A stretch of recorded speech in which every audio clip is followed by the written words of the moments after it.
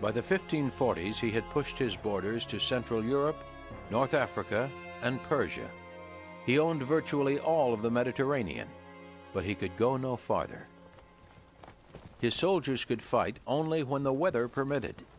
Refusing to winter his army so far from his capital, Suleiman marched back each autumn to Istanbul.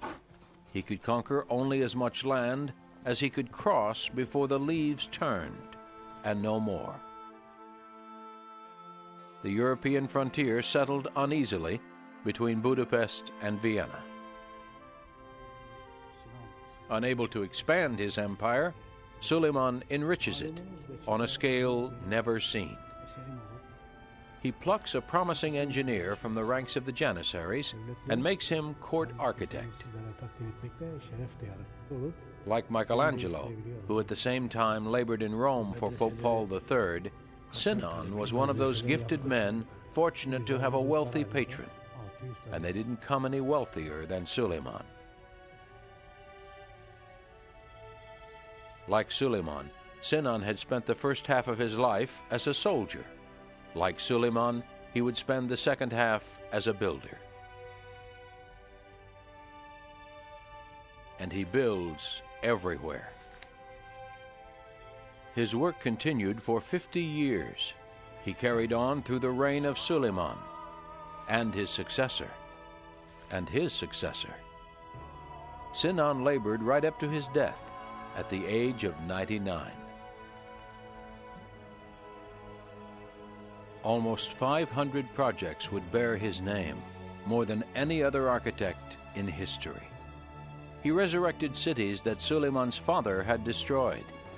He built roads and bridges, fountains and stadiums, hostels and mausoleums. At Mecca, one of the capitals of the three great religions in Suleiman's empire, Sinan constructed buildings to house hundreds of thousands of pilgrims. At Jerusalem, he rebuilt the city walls and refurbished the Dome of the Rock, the temple at the site where Mohammed is said to have risen to heaven.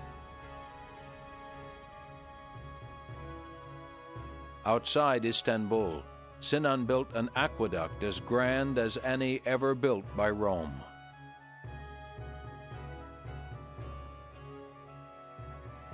From distant hills, it carried fresh water for 70 miles into what had become the largest city in Europe.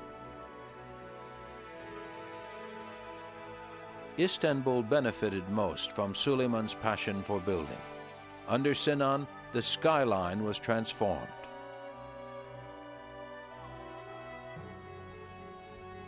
He created a dazzling new mosque in honor of Suleiman's new Grand Vizier, Rustem Pasha.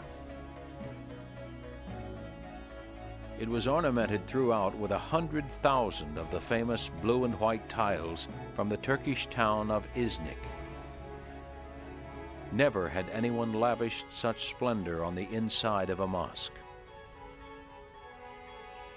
Here, Sinan paid tribute to Allah and showed off the wealth of the empire, as clearly as if he had lined the walls with money.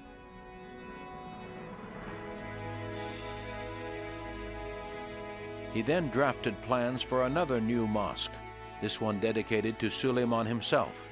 It would be the crowning glory of their remarkable partnership. Work started in 1550, 4 years after Michelangelo began the Dome of St. Peter's. Sinan proceeded without a budget. For Suleiman, money was no object. The design was a feat of genius. The roof was made up of 4 domes, together supporting a 5th central dome 150 feet above the ground. Sinan meant to prove that Ottoman architects could match anything built by Europeans, and he did. Suleiman's patronage gave the imperial architect unlimited manpower and unlimited resources. It took just 7 years for him to transform his masterwork from paper to stone. Michelangelo would labor on St. Peter's for 7 more. The Suleimani Mosque is much more than a place of worship. It is a marvel of city planning.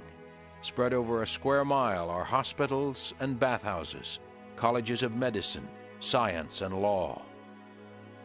Fittingly, the tallest structure in the city stands on Istanbul's highest hill.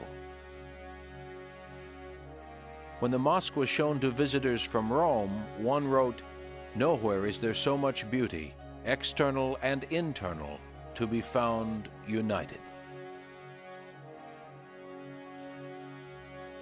To decorate the dome, Suleiman chose a favorite passage from the Quran. God is the light of the heavens and the earth, light upon light. God guides to his light whom he will.